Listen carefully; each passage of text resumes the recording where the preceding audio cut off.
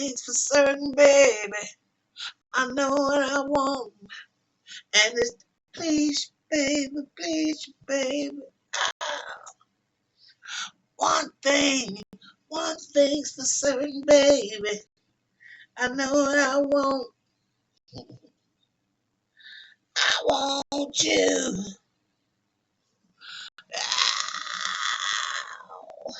I want you.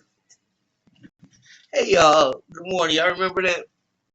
Shout out to the Minnesota maestro, the late great Prince Rogers Nelson. Anyway, y'all, listen. I'm not going to be on here long with this right here.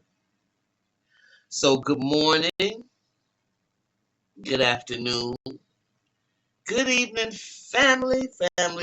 Welcome to this place that I call the Mental House with me, your illustrious host, Khadijah. You know, I'm hearing a lot of blame going around. In fact, when I look at um, certain kind of women and certain kind of men, then we kind of know why why that person was elected to be the 47th president, right? We get it. Now, aside from that being so insulting and hurtful, I don't think that is really where our blame should be. I really don't. Because this is theater. And every time I forget that, I pay the price. Okay? And so I'm just going to remind y'all, those that get it, get it. Those that don't. This is all theater. Okay? Because this whole election was lost way back when Merrick Garland, that weak piece of crap, would not prosecute, would not indict, would not charge in any of the insurrectionists, Donald Trump at all, right? Donald Trump, I shouldn't say any of the insurrectionists. I should say Donald Trump.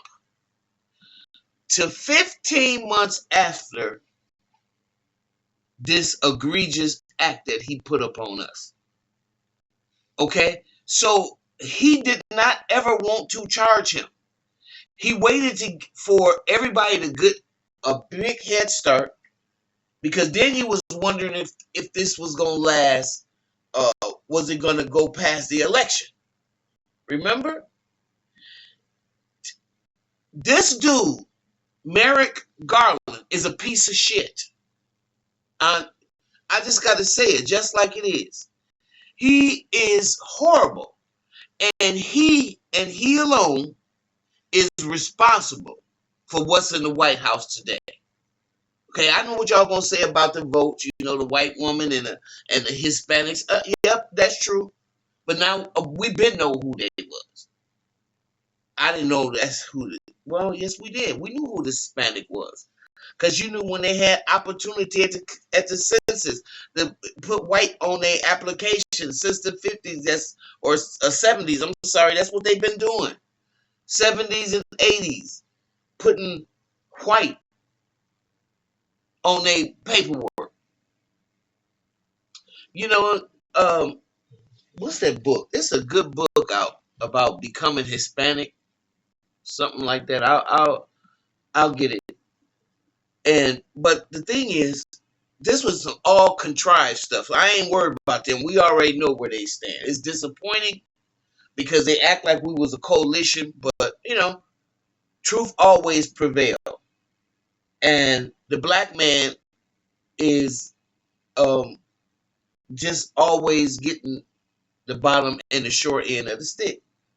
But what I want y'all to remember, and remember it well, is this dude, Merrick Garland. Let me see if I can find. Here goes something. He's a deal weed. experienced principal career agents and prosecutors have followed the facts and the law wherever they lead.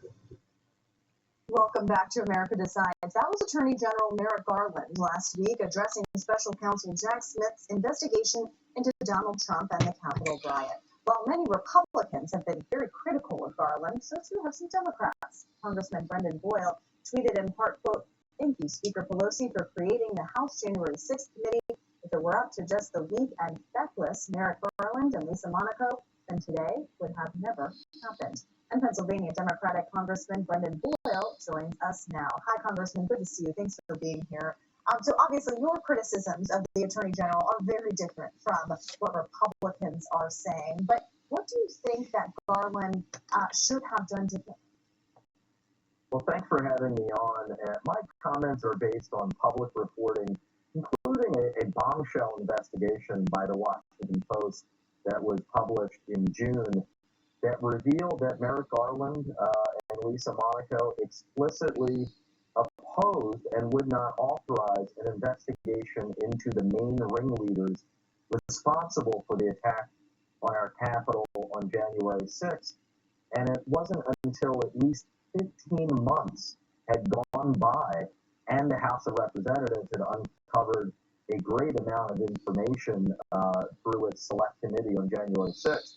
It wasn't until after that happened, some 15 months later, that finally Garland switched and relented and authorized the investigation that ultimately has culminated in these indictments. Now, since Jack Smith has been on the job, which has only been for about 9 or 10 months now, he has worked at remarkable speed. It was greatly helped by just the remarkable work of the January 6th House Select Committee. But frankly, if we don't get these a resolution to these criminal cases before next November, we'll look back at that wasted 15 months as having been critical. Okay. Did y'all hear that? So that means Merrick Garland he was dragging his feet. He didn't want anybody indicted. He didn't want anybody investigated. He didn't want nothing to come. He wanted to sweep it under the rug. And they got him spooked. MAGA got him spooked. And so I really do believe in don't get me wrong. I know how white women feel and I know how Hispanics feel. I just don't believe all those folks voted for Donald Trump. It's hard for me to believe that. But what I will believe, much easier, is that Merrick Garland didn't want to charge Donald Trump. What y'all think about that? Somebody, tell me, am I way off base here? They didn't want to charge him because they so scared that MAGA was going to do again what they did on January 6th. Their asses were spooked. So instead of doing that, they said some 3 million votes is out there in the cyber world somewhere that they lost them.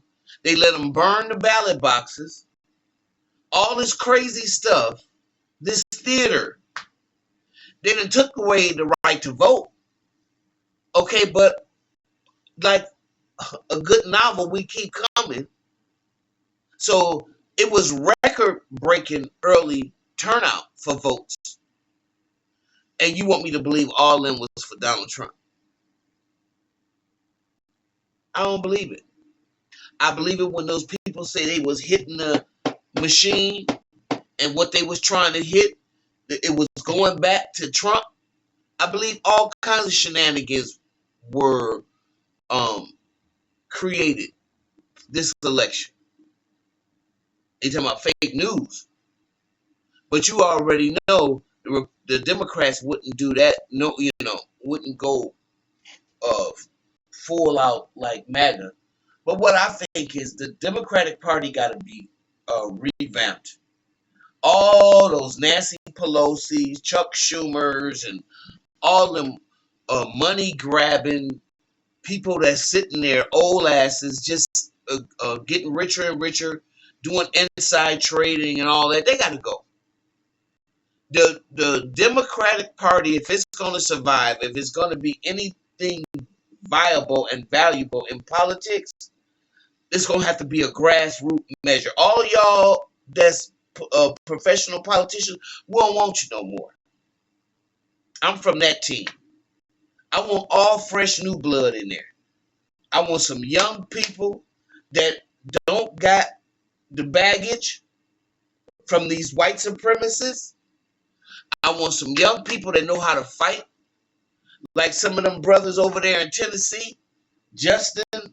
And I mean, this is what we need. We need different blood infused. We need people from all walks, okay? That's downtrodden, that's played against, that's rejected. Bring them over to the Democratic Party and let's lay down foundation. Okay? So they won't be talking about who missed what. And then let's run our own candidate. We will no longer let them select who we elect. And then we got to get this money out of the politics. That's the only way it'll even be legitimate. Otherwise, man, this is the great empire is crumbling. It's over. It's over. And you can't keep going on from the old regime and the old way of doing things. It doesn't work that way. And that's what the Democratic Party will show more than anything. People are tired of y'all. And tired of your bull crap. Tired of all the crap, all the stuff you promise. And then when it get time to get into the nitty gritty, you always playing Mr. Goodfoot. And then don't never, ever, ever deliver on anything you promise. From the $15 wage, none of it. None of it. You don't talk about poor at all. You don't try to help the poor at all. And that's where your priorities are. So you know what? It needs to be overhauled. So I don't know. What say you? What say you? Tell me what y'all think about Merrick Garland and what you think the problem of the Democratic Party is. Do you think it should be revamped? Do you think it should just be torn down like every other institution that Donald Trump is going to tear down? Do you think that needs to happen with the Democratic Party in order to infuse some new blood, some new life into these dry bones? I don't know. Let me know. If you like what you hear, like, subscribe, and share. And I look forward to y'all giving me your opinion, family. I'll see you in the next video.